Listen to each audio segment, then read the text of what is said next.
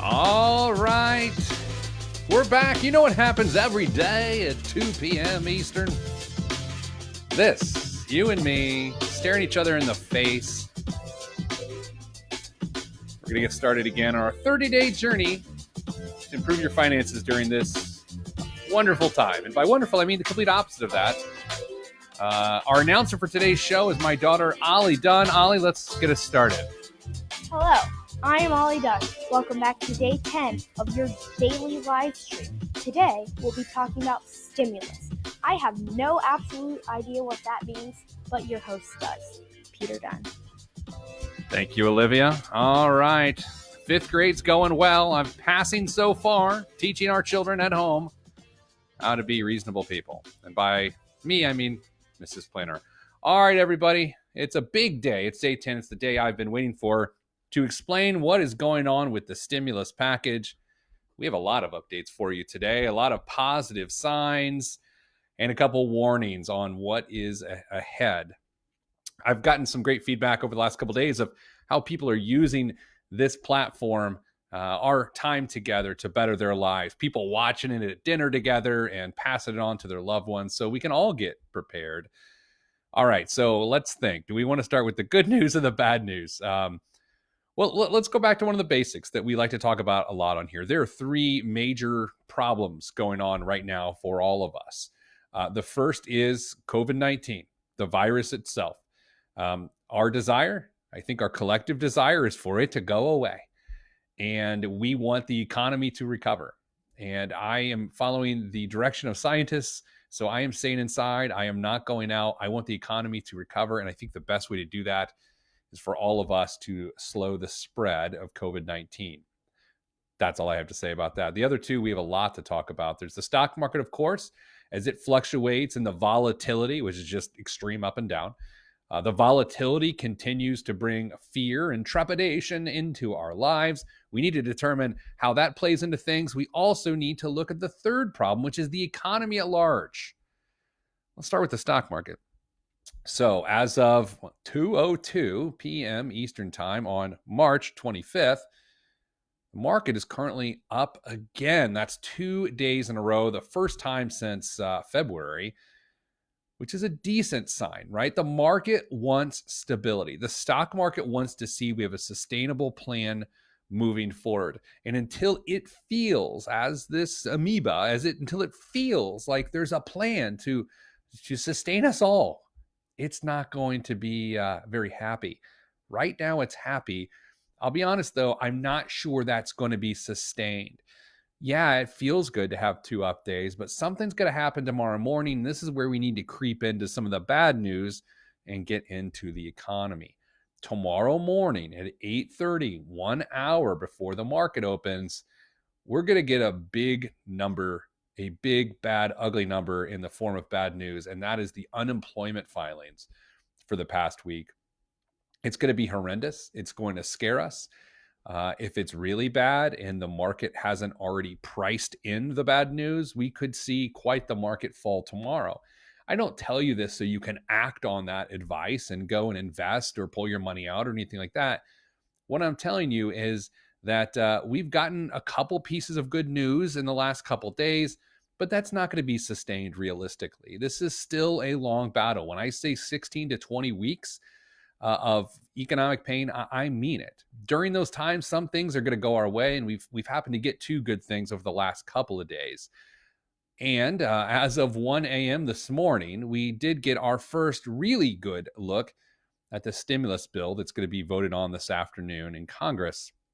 So our entire program today is dedicated to better understanding that stimulus bill, and we are going to do that in just a moment. I forgot to introduce myself. I'm Peter Dunn, CEO of Hey Money and Your Money Line. We're professional financial problem solvers. This 30-day live stream is not a stretch for us. This is what we do every day. We do it for employers, and we do it for big organizations, and we do it for individuals with Hey Money. So you can always go to callheymoney.com. Where is it? Yeah, there it is, callheymoney.com. And the point of our program here today, and over the next several days, next 20 days, cut at least $500 a month from your spending. You've got to do it. The stimulus, as you're learning, is going to come to you probably in early May. You've got work to do between now and then, because very frankly, early May is not good enough for a lot of us. I hope it gets here in April. I'm not holding my breath, right? I just don't think that's going to happen. So if the stimulus doesn't get to early May, you've got to cut spending now. Number two, press reset. This is a beautiful excuse in the worst of times to re-examine the financial life you live. Let's take those ordinary things that we've grown to accept as ordinary. We've grown to accept that they were put upon us despite the fact that we've made these decisions ourselves. Let's tear some of those things out and reset our lives. Finally, we want to stop guessing. One of the worst things you can do when you struggle from a behavior standpoint is avoid quantification. What that means is if I am feeling bad about my health and my weight specifically because I'm not eating well and I'm not exercising, if I avoid the scale, I'm making the problem worse. Quantification helps solve problems. If you've always struggled financially and now you are scared enough to make a change, you have to measure where you're at now, even if it's at the worst part. Like I said, if you want specific assistance, go to callheymoney.com. A member of our team would be glad to jump on there and dig through this with you. We think it is worth the $20 a month to do that. You will be matched with a certified financial planner or an accredited financial counselor who will help you through it. And we'll even help you out with a little discount code. The discount code is cheese. Cheese. There it is. Day 10, stimulus. Okay. So there's a lot going on in the stimulus bill, and so we need to talk about it. I'm going to talk about everything other than cash payments to Americans to start, and then we will finish. The most of our time will be about cash payments to Americans. All right. So there's going to be some bailouts in this bill, or what people like to call bailouts. This is assistance, support to large corporate America. We know billions of dollars will be going to things like the airline industry. There's speculation that even things like the cruise industry may be a part of that. I think that's the case, given that the last 2 days in a row, the cruise stocks, the stocks for cruise companies have skyrocketed, which makes me think they have knowledge that they're in the bill. And so that those corporate programs will exist. They will, people call them Wall Street bailouts. You can call it whatever you want. But those companies still need to exist. And my opinion on that is simply because there are workers like you and me that work for those organizations. It's not all about the rich getting richer. In my opinion, you still have to have a way for those companies to employ our brothers and sisters.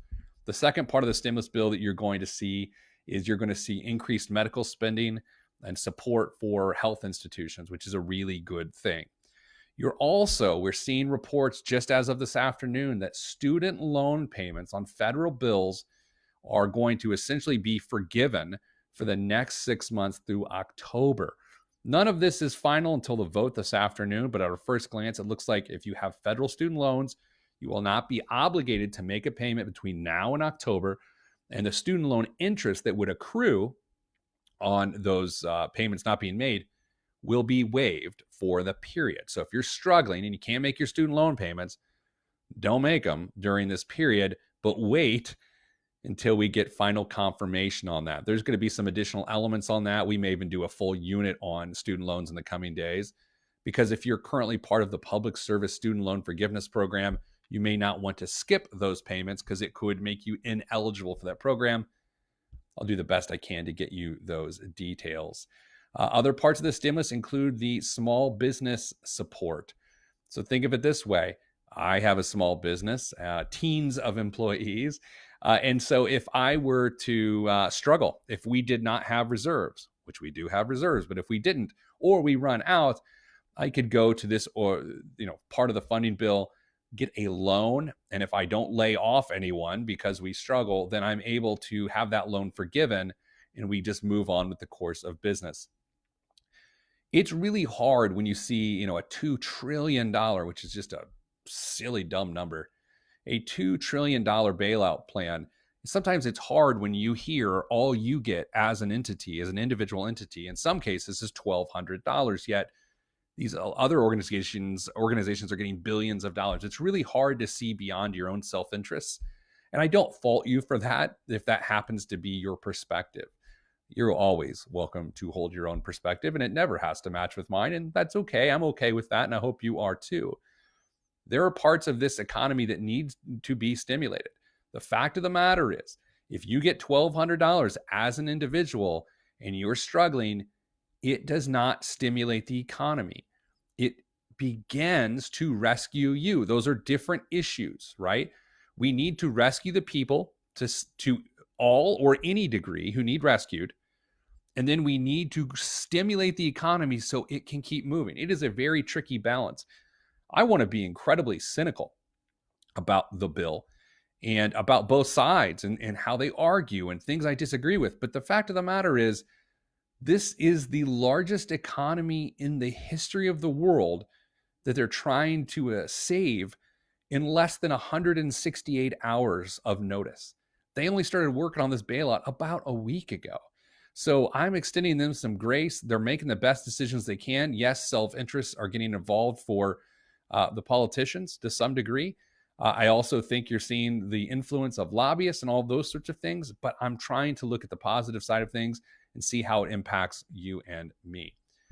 So let's talk stimulus checks. There's sort of the elephant in the room with stimulus checks that I myself have fallen prey to, and that we, in terms of ignoring, that we should probably talk about right now. A stimulus check, when it gets here in late April, early May, it's not going to have a big impact on your life. It's the manifestation of the government's help for you and me, but it doesn't particularly matter. And I don't mean that coldly. I mean, yes, $1,200 to me is not a huge difference in my life. $1,200 to you may be a big difference in your life. However, what I would argue is, in early May, based on what's going to happen in the next several weeks, it's also not that big a deal to you either, because things could still be pretty bad, right? What are you supposed to do for the next 4 or 5 weeks? And I ask that honestly and transparently. The $1,200 will help, but I'm going to be honest with you, you're going to need a lot more than that. So that is to say, as we look at the stimulus checks right now, I need you to understand it is simply a drop in the bucket, and we need to make sure we have a plan for you so when that money gets here, you are still, you're a sustainable entity so you can continue with it. Here are the nuts and bolts of what we got going on. First off, it is based on your last tax filing. Okay, let's spend some time on this.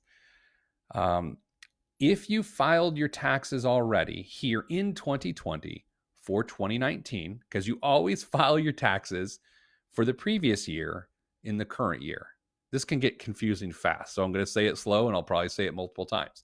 If here in 2020, you've already filed your previous year taxes, which are the 2019 tax year, your eligibility for the stimulus checks, according to the earliest version of the GOP bill, will be based on your 2019 tax filing.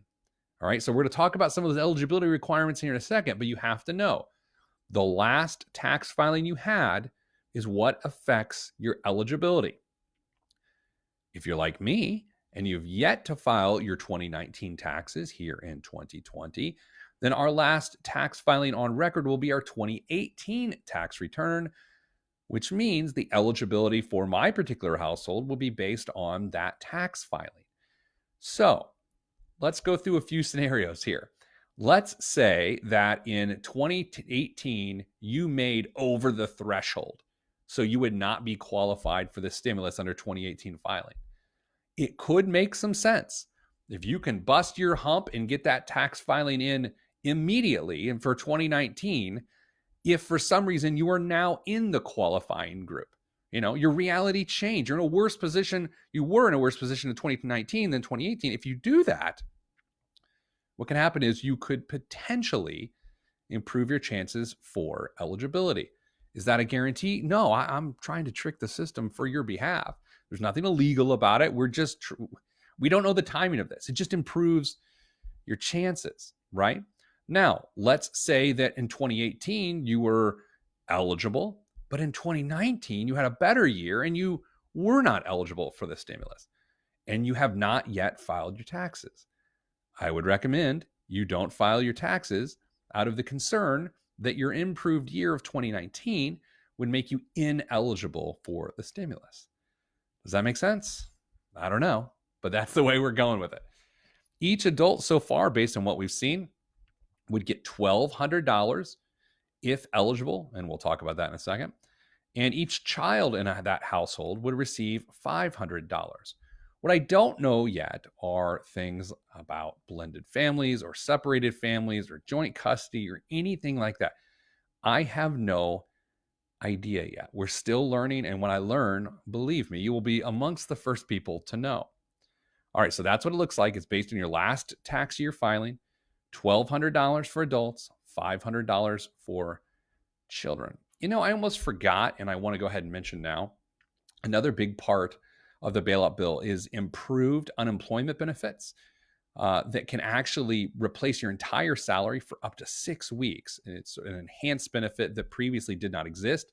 So if you've lost your job as part of this disaster, then you may be eligible to have your entire salary for 6 additional weeks and extended benefits beyond that. And the self-employed, or also called 1099 employees, they may be eligible for unemployment benefits, which is highly unusual. So stay tuned for more information about that too. Those are also very good aspects of what's going on. Now let's look at the actual qualification status here.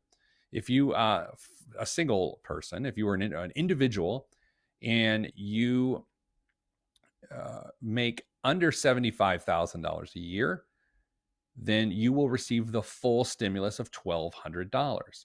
Again, if you make $75,000 a year or less, this is AGI, adjusted gross income, right? It's essentially the bottom line on your tax return. If you make less than $75,000 as a single person, whether you're on your last tax filing, whether it's 2018 or 2019, you will receive $1,200. If you make above $75,000, but under $99,000 as a single filer, you will receive a reduced amount. It's called a phase-out provision. If you make above $99,000 as a single tax filer, you will not receive a benefit. That's really important to do. Next, if you are a couple, right? If you got a little sweetie pie, lovey-dovey. If you file jointly, your household can make up to $150,000 and still receive the full benefit. So a couple would receive $1,200 each, or $2,400. The point of this was basically to take the average family of 4 in America and give them $3,400. That was a big part of the impetus of this. That is $1,200 per adult and $500 per child for a total of $3,400. Now, if you are a couple and you make more than $150,000 but less than $198,000, then you will get a reduced amount of the stimulus. And I don't have the details on that just yet. All right, so far so good. Again, the average family of 4 is going to get $3,400 if that average family of 4 earns less than $150,000 of income a year. I am well aware of all the people excluded from the stimulus check program, and I'm very frustrated for those people. And the hope is that either the unemployment program will help those individuals during this time, or even some of the corporate bailouts, because that, and I hate the term, it will trickle down to those individuals. If you're frustrated because you're completely left out and marginalized by the stimulus as you see it so far, I'm very sorry.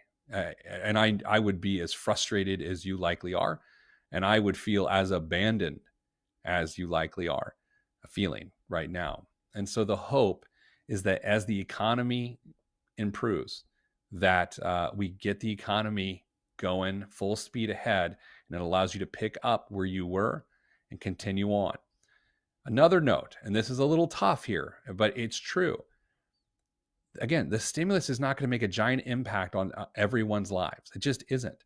In fact, right now, if you've got 2 months emergency fund or 1 month emergency fund, the stimulus might matter, but it's not going to change your life. It's just not going to change your life. That's why you've got to do the best you can to press reset on your financial life, to trim your expenses by $500 at least a month right now or more, and to start knowing your numbers and to stop guessing. There's a couple other things that I want to make sure we hit today in our time together. First, if you've moved since your last tax filing, specifically, if your last tax filing was 2018, go to the IRS website. It's irs.gov. In the search bar, type change of address and change your address today. Will it definitely work? And will your check get sent to your new change of address? I don't know. I don't know how backlogged they are. I don't know when they're grabbing all this data from the IRS. I don't know. But I think it's worth the time. If you live somewhere now that is different from your last tax filing, go to irs.gov.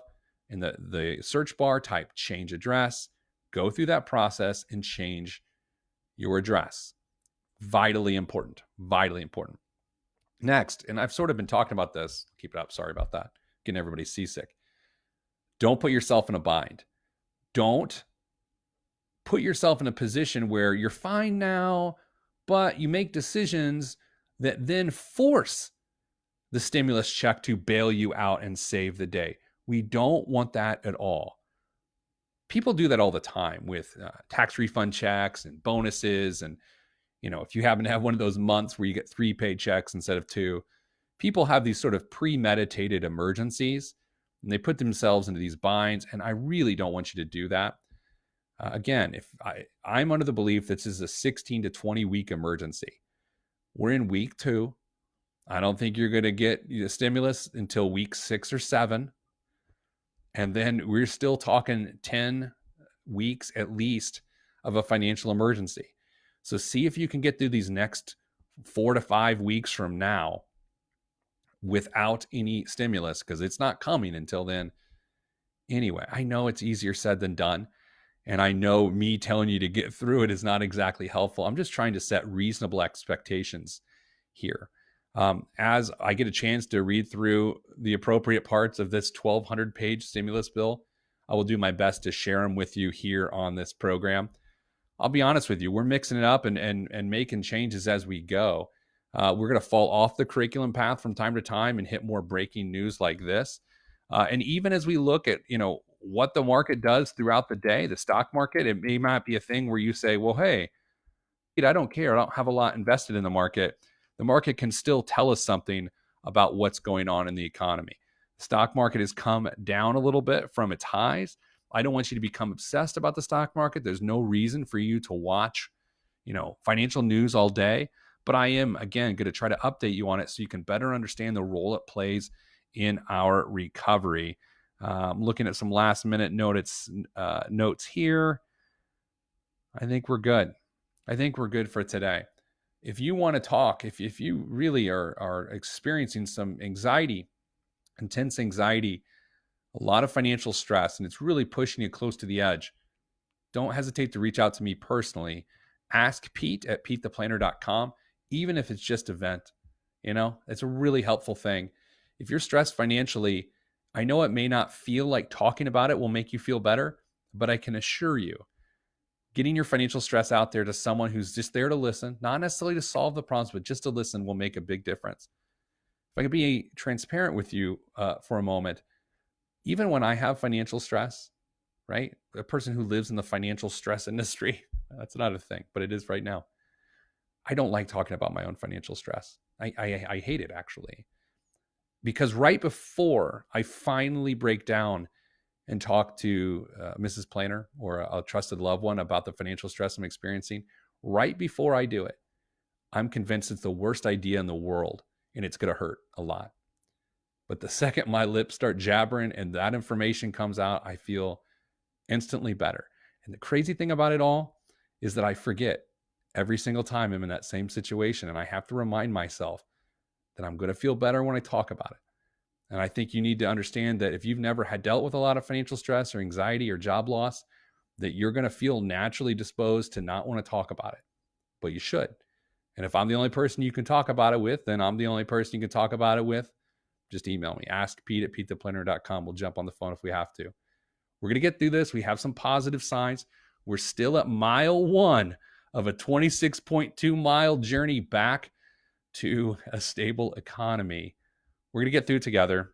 I'll keep you updated. If you need additional help, go to callheymoney.com or just email me, askpete@petetheplanner.com, and I'll do the best I can. Thanks for taking time out of your busy day. The sun is shining outside right now. Let's keep the positive momentum going. And just remember, tomorrow morning, you're going to see some nasty unemployment news. Don't let it shake you. Don't let it change your resolve or change the decisions you're making around the market. Okay? We're going to be all right. We'll do it together. Have a great day.